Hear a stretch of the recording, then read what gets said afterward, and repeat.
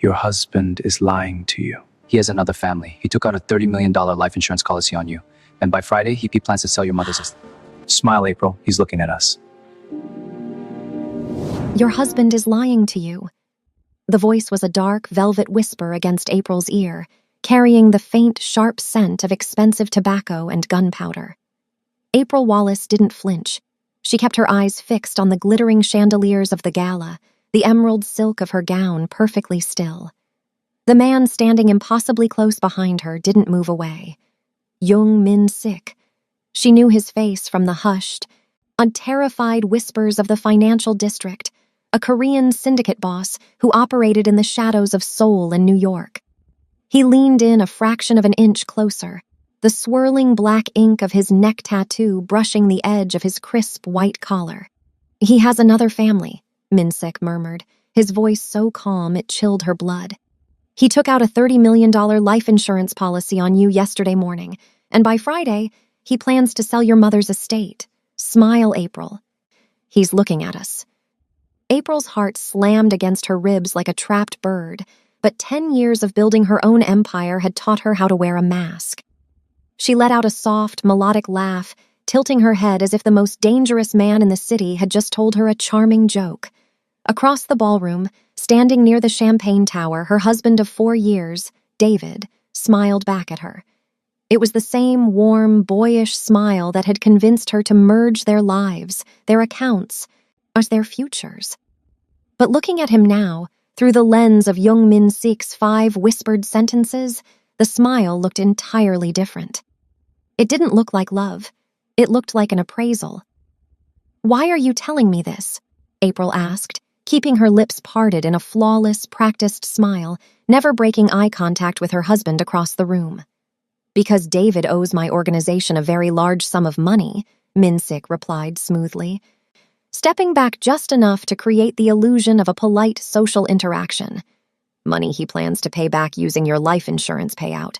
I do not accept blood money from cowards, and I thought a woman who built a logistics empire from the ground up deserved the chance to burn him to the ground herself."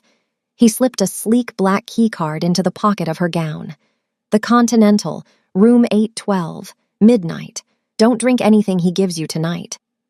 And just like that, Min Sik vanished into the crowd, leaving April standing in the golden light, entirely alone with a ghost she used to call her husband. Hello, family. Welcome back to Afro K Mafia Diary. Before we dive into today's explosive story, I want to know, where in the world are you watching from? Drop your city and country in the comments below, and don't forget to subscribe so you never miss a story. Now, let's get into it. The car moved silently through the dark city streets. April sat frozen in the soft leather seat. David sat next to her, humming a happy tune. He reached over and rubbed her arm. His warm touch made April feel completely sick. "You look tired, beautiful," David said with a perfect fake smile. He handed her a water bottle. "Drink this. You will feel better." April stared at the clear liquid. Min Sik's cold warning screamed in her mind. Do not drink anything he hands you. Her hands shook. She pretended to take a sip, then hid the bottle. At home, April quickly got into bed and closed her eyes tightly. She controlled her breathing, faking a deep sleep. For one terrifying hour, David just stood in the dark, watching her from the doorway. Finally, he walked down the hall. April silently slipped out from under the blankets. She grabbed the black keycard and slowly opened the bedroom door. Suddenly, a loud floorboard creaked under her foot. Down the dark hall, David's heavy footsteps instantly stopped. Would he catch her leaving? April slipped into room 812 at midnight. The room was dark, except for one lamp on a glass table. Young Min Sik stood by the window, looking at the city lights. He turned and pointed to a red book on the table. April walked over. Her heart beat hard against her ribs. She opened the heavy cover. Inside were copies of her life insurance papers. The payout amount was circled in thick black ink, $30 million. Next to those papers were pages of casino records and wire transfers. The numbers were huge. Min Sik stepped closer. His voice was low and steady in the quiet room. "He did not cheat just to hurt you, April. He cheated because he is desperate." He pointed to the final number at the bottom of the page. Your husband owes my people $15 million. He lost it all in illegal card games over the last 2 years. April stared at the red ink.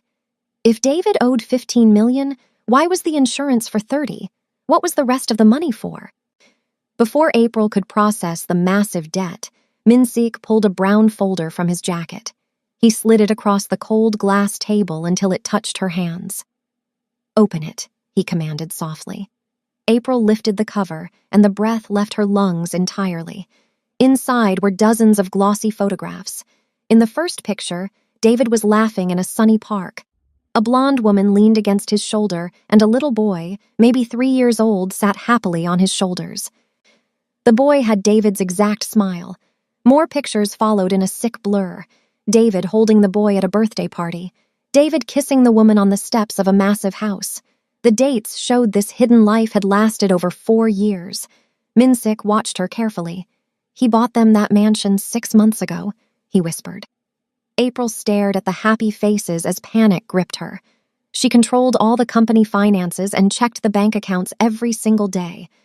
How did David fund a second life without her ever noticing a single missing penny?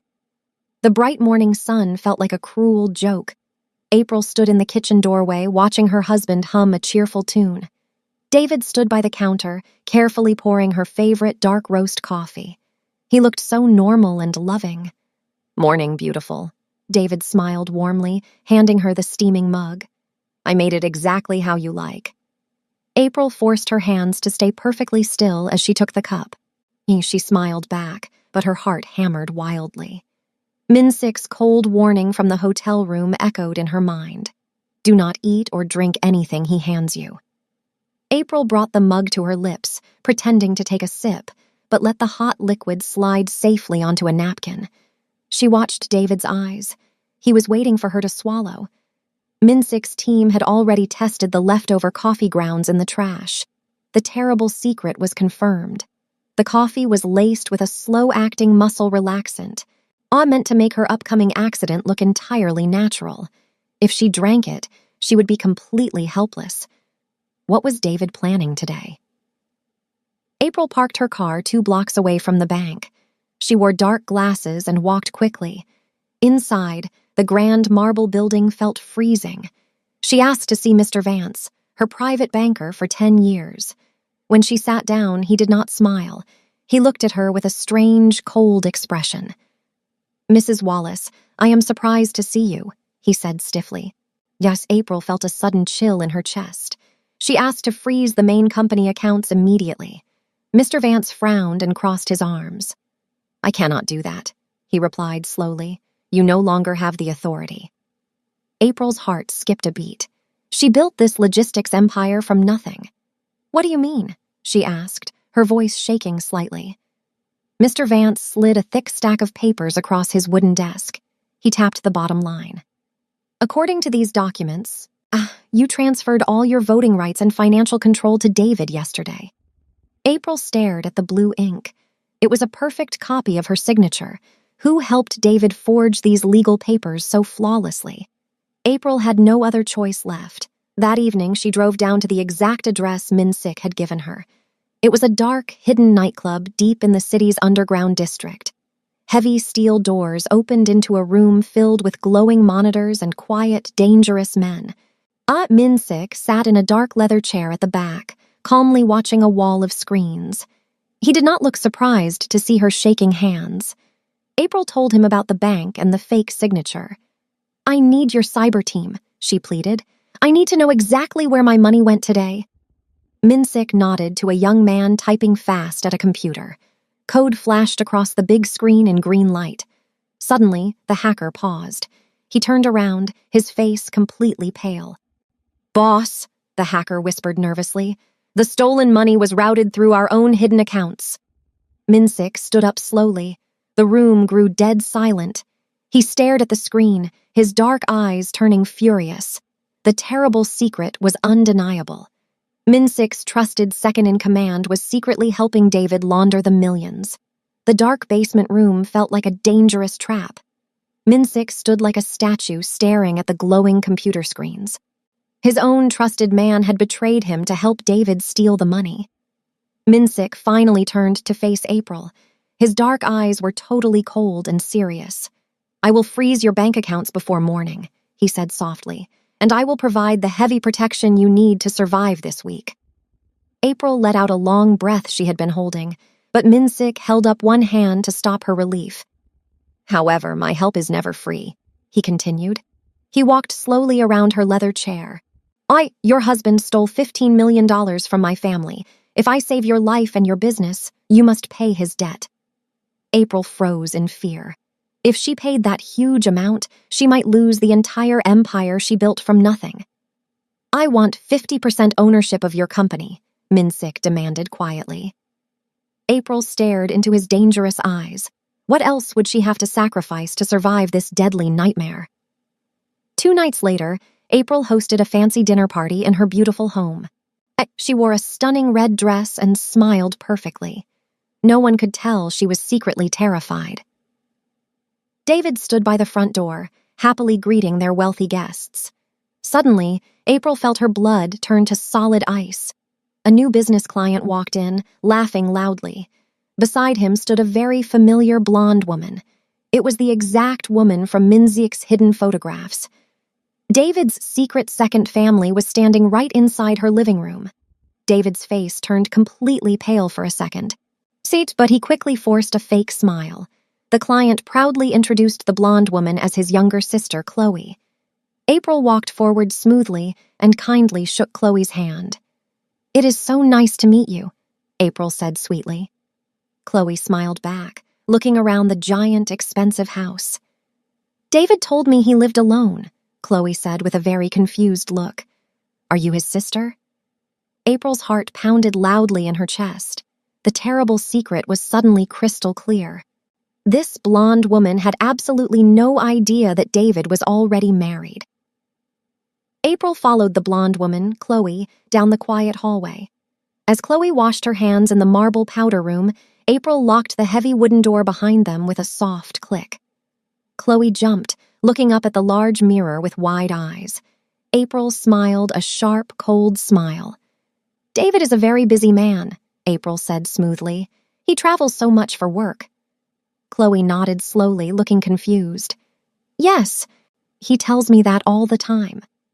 April stepped closer, smelling Chloe's cheap perfume. She realized she held all the power in this tiny room. She could destroy David right now by screaming the truth.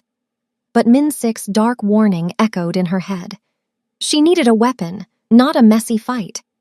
"He is lucky to have a kind sister like you to help him," April lied perfectly. Chloe smiled, clearly relieved. "Actually, we are engaged," Chloe whispered happily, flashing a small diamond ring. April's blood turned to pure ice. How could she use this foolish, innocent girl as a pawn in her deadly game? The next afternoon, David left for a fake business trip. Minsik's silent men moved through April's house like shadows. They quickly hid tiny cameras inside smoke detectors and bookshelves. April watched from the kitchen, feeling like a stranger in her own home. She had to know exactly what David did when she was not looking.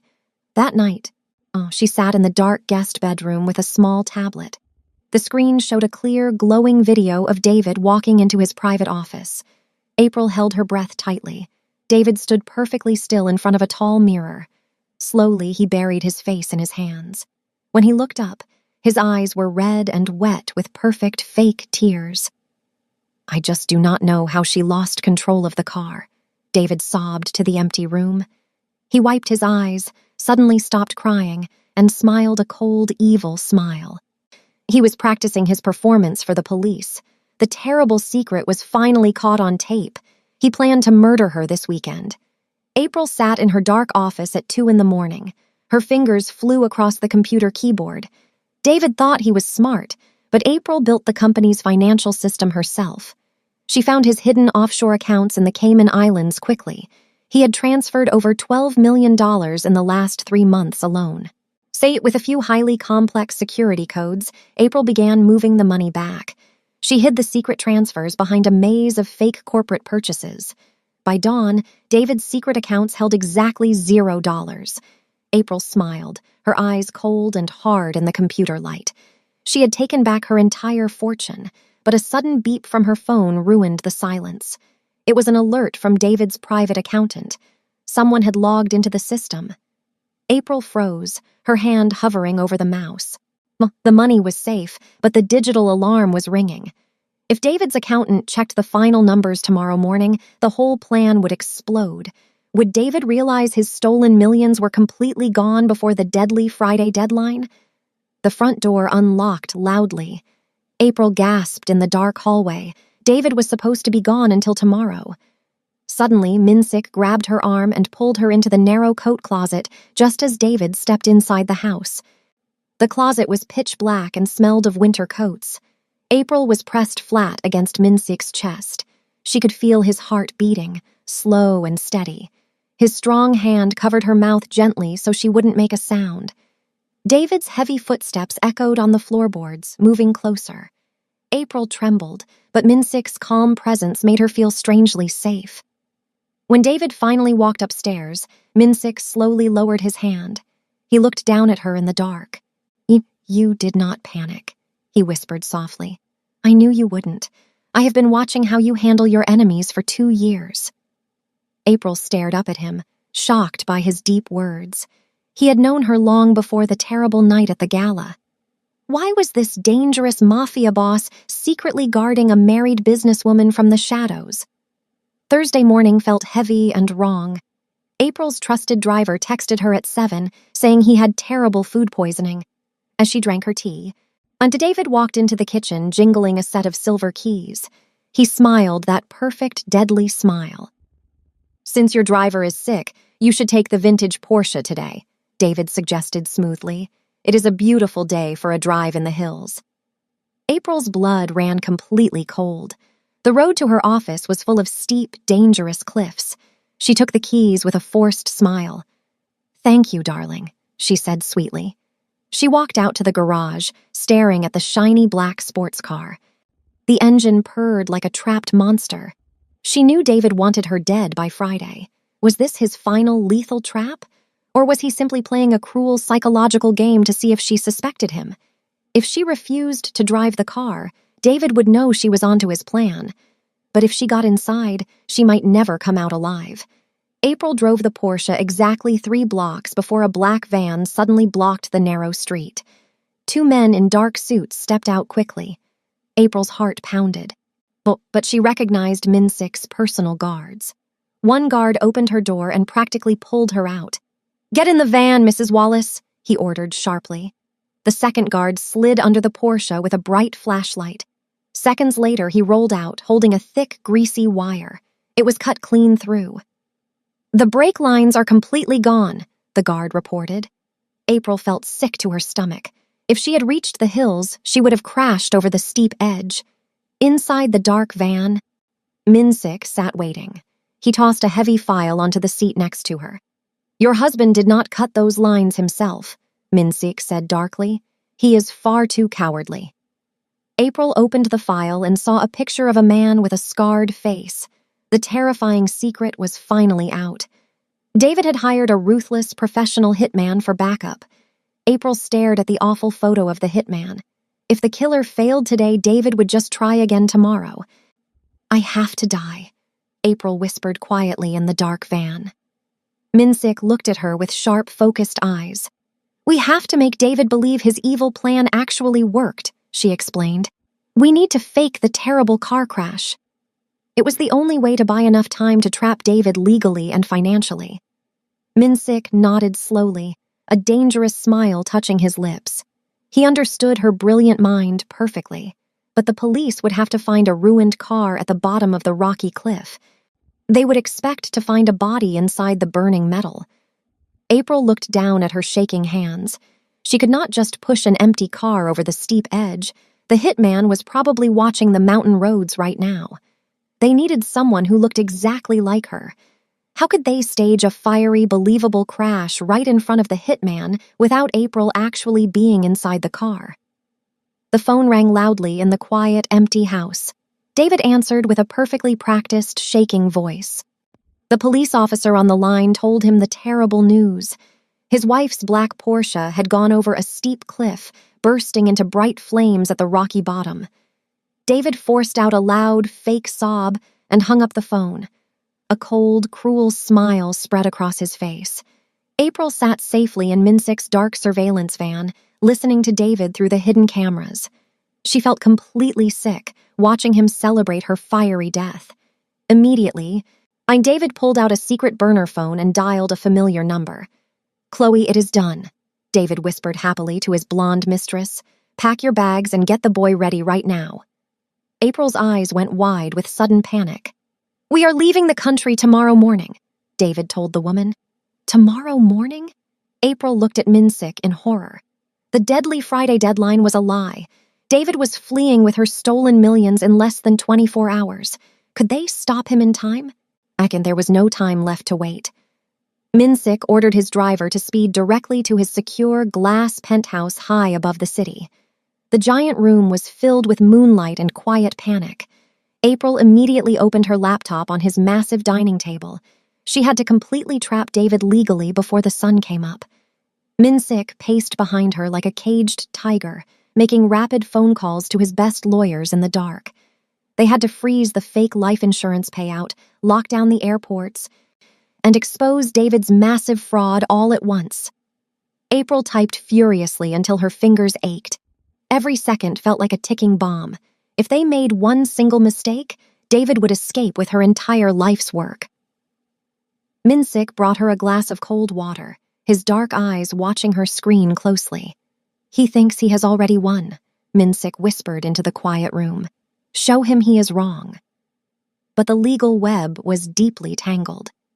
Could April untangle the massive financial trap in less than 12 hours?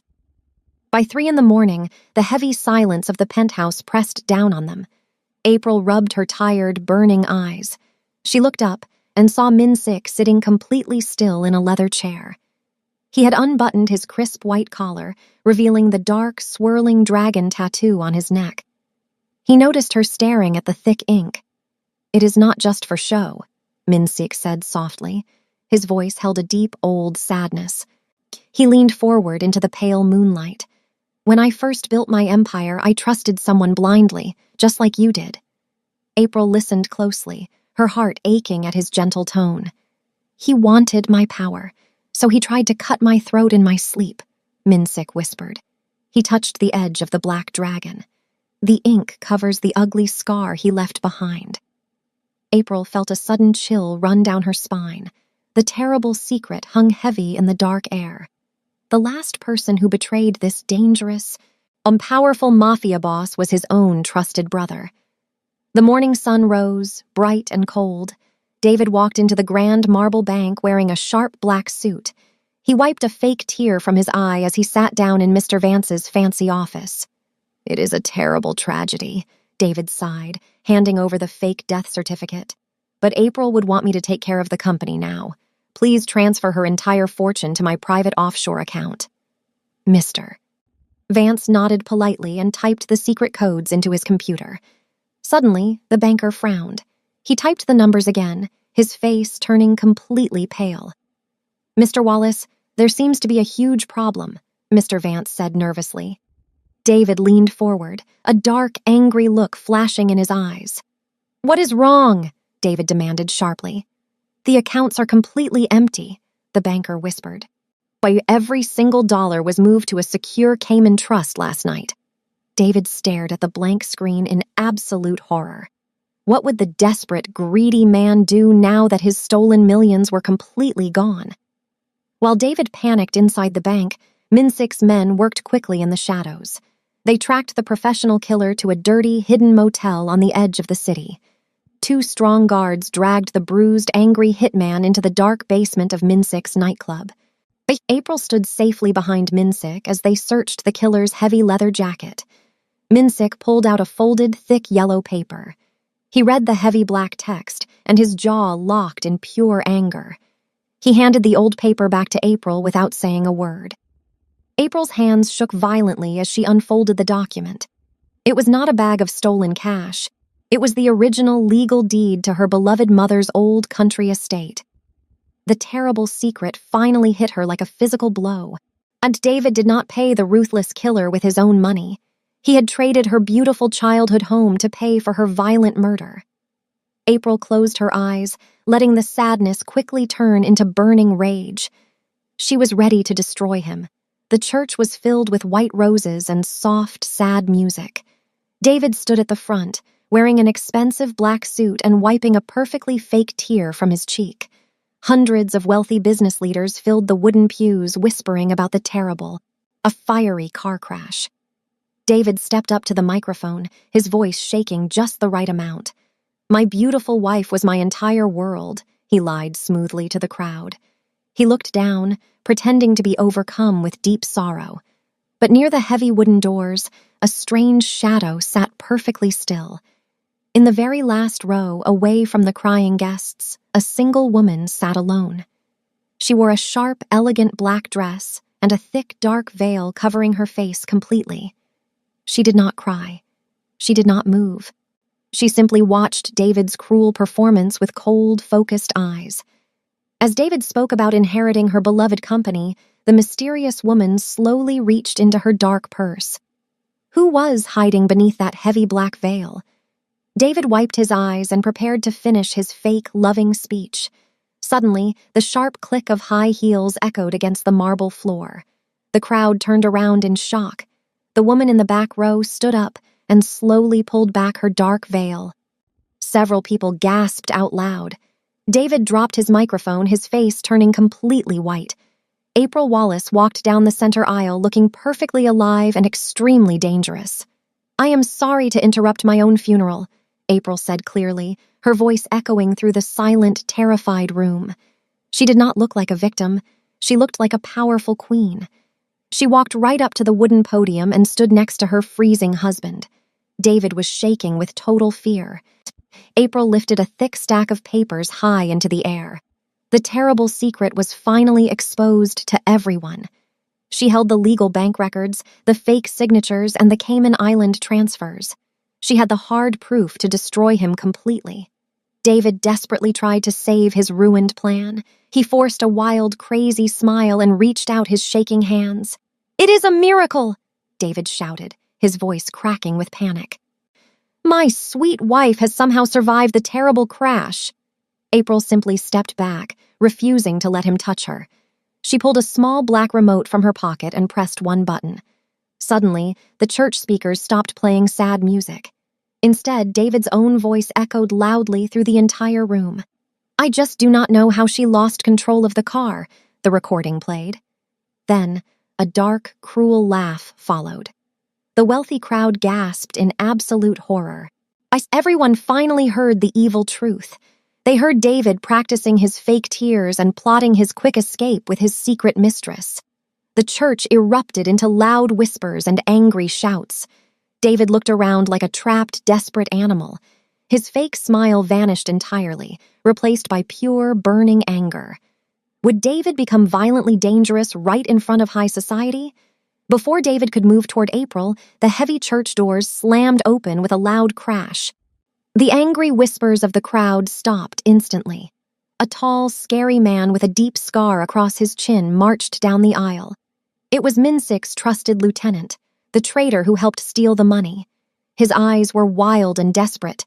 The terrible secret was finally out in the open. The rogue lieutenant had not come alone. 4 large men marched closely behind him, quickly pulling heavy silver guns from their dark jackets.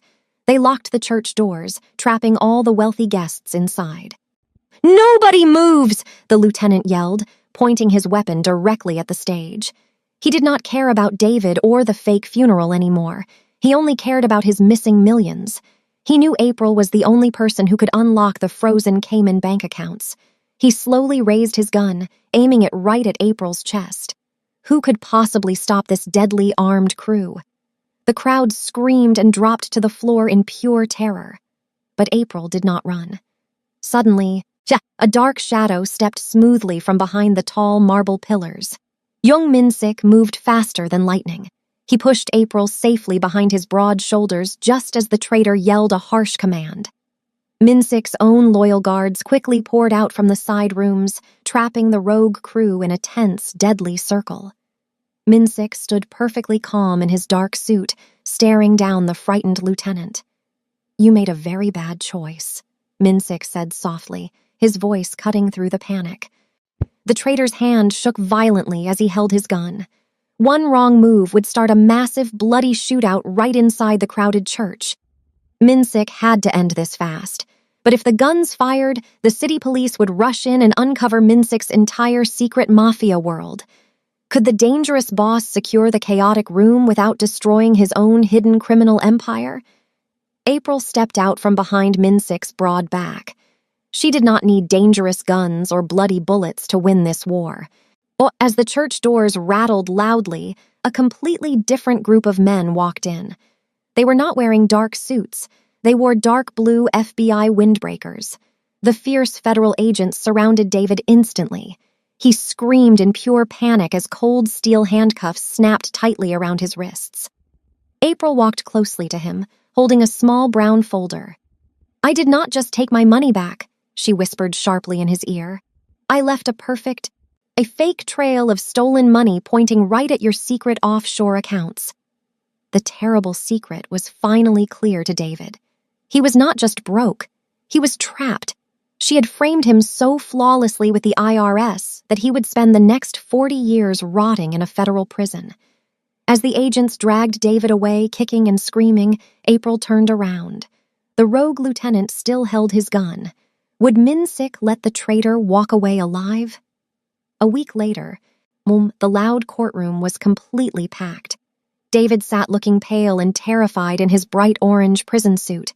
The heavy wooden doors opened, and Chloe, the blonde mistress, walked slowly to the witness stand. She looked down at her shaking hands. To save herself from going to jail, Chloe agreed to tell the judge everything. She cried as she explained David's lies and the fake business trips. Her testimony locked David in a cold cell forever. After the trial, April found Chloe crying on the hard marble steps outside. The young woman held her small, innocent boy tightly. Chloe had absolutely no money left since the FBI took the giant mansion. April stood over her, looking down with cold, calculating eyes. This woman had slept in a bed bought with April's stolen money. April held the absolute power to leave them homeless on the street. She reached into her expensive leather purse and pulled out a thick white envelope. Would the angry queen finally show mercy to the broken pawn? The huge, empty house felt like a quiet museum. April poured a glass of red wine and stood by the large living room window. The war was completely over. David was locked away, and she had safely hidden Chloe and the boy in a small, quiet apartment far away.